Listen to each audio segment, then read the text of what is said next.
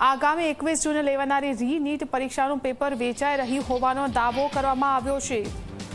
જી હા, રી-નીટ પરીક્ષાનું paper online વેચાઈ રહ્યું હોવાનો વિદ્યાર્થી નેતા યુવરાજસિંહ જાડેજાએ આ મોટો દાવો કર્યો છે।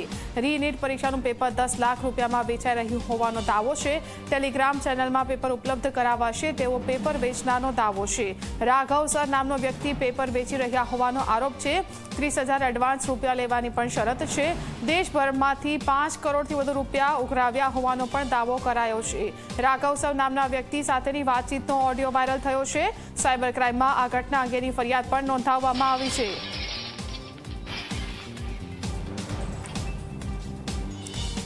તો જે નીટની પરીક્ષા લેવાઈ હતી અને બાદમાં પેપર ફૂટી ગયું હોવાના કારણે રદ કરવામાં આવી હતી અને હવે 21મી જૂને ફરીથી આ પરીક્ષા લેવા જઈ રહી છે, એટલે કે રી-નીટની એક્ઝામ લેવા જઈ રહી છે। અને જે અંગે વિદ્યાર્થી નેતા યુવરાજસિંહ જાડેજાએ અત્યાર સુધીનો સૌથી મોટો દાવો કર્યો છે। તેમણે કહ્યું છે કે ટેલિગ્રામ ચેનલમાં પેપર ઉપલબ્ધ કરાવવામાં આવી રહ્યું છે અને આ માટે પૈસા પણ ઉઘરાવવામાં આવી રહ્યા છે। રાઘવ સર આ એ નામ છે જે આજે પેપર જે છે તેને ઉપલબ્ધ કરાવી રહ્યા છે। આ માટે એડવાન્સ પૈસા પણ લેવામાં આવી રહ્યા છે અને દેશભરમાં આ રીતે વિદ્યાર્થીઓને કહીને 5 કરોડથી વધુ રૂપિયા લેવામાં આવ્યા હોવાનો પણ દાવો કરવામાં આવ્યો છે। વર્તમાનમાં લેવાયેલી નીટની પરીક્ષા જે 3 મે 2026ના રોજ લેવાયેલી હતી અને એનું પેપર એ લીક થયું હતું। લગભગ 23 લાખ જેટલા વિદ્યાર્થીઓનું ક્યાંક ને ક્યાંક ભવિષ્ય બરબાદ કરવામાં આવ્યું અને એમાં પણ હવે જ્યારે ફરીથી 21 જૂનના રોજ જ્યારે રી-નીટની પરીક્ષા લેવા જઈ રહ્યા છે ત્યારે એની અંદર અત્યારે વર્તમાનમાં આ પેપર લીક કરવાનું એક સુનિયોજિત કાવતરું ચાલી રહ્યું છે। એક આ સિસ્ટમેટિક સ્કેમ છે અને તેની સાથે સાથે જે નેક્સેસ જે લોકો ચલાવી રહ્યા છે એ નેક્સેસ ફરીથી જે ભૂતકાળની જે મોડસ ઓપરેન્ડી હતી એ જ મોડસ ઓપરેન્ડીના આધારે એટલે કે ટેલિગ્રામ એપ્લિકેશનના આધારે અત્યારે ઉઘરાણા ફરીથી ચાલુ કરવામાં આવ્યા છે। અત્યારે જોવા જઈએ તો ટેલિગ્રામની અંદર રી-નીટ લીકર કરી અને એક ટેલિગ્રામ ગ્રુપ બનેલું છે અને એક વ્યક્તિ જે છે જે વ્યક્તિનું નામ છે રાઘવ સર, એ રાઘવ સર કરી અને આખું જે આ ટેલિગ્રામની અંદર આ વ્યક્તિ જે છે એ ગ્રુપ અત્યારે ચલાવી રહ્યા છે।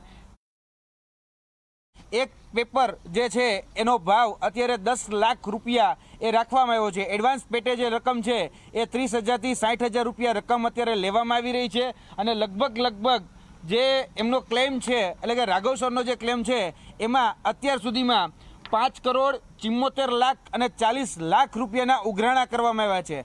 એક વ્યક્તિ પાસેથી કોઈ જગ્યાએથી 30,000, કોઈ જગ્યાએથી 50,000 ને કોઈ જગ્યાએથી 60,000 રૂપિયા એ અલગ રીતે કહી શકે કે QR કોડના માધ્યમથી અલગ રીતે માગવામાં આવી રહ્યા છે।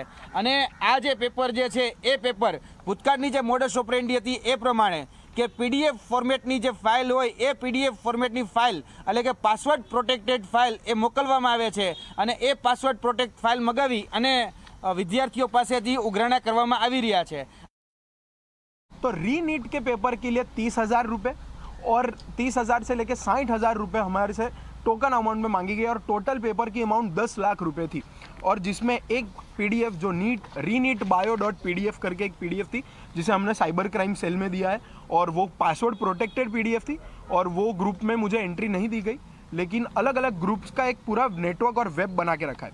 ये सारी इन्फॉर्मेशन जब मेरे पास आई तो मैंने अलग अलग एडमिन से बात की, जिसमें एक राघव सर करके हैं जिनका ओरिजिनल नेम है राहुल कल्याण, वैसा उनका बैंक डिटेल्स में नाम आ रहा है और वो खुद को राघव सर के नाम से पहचानते।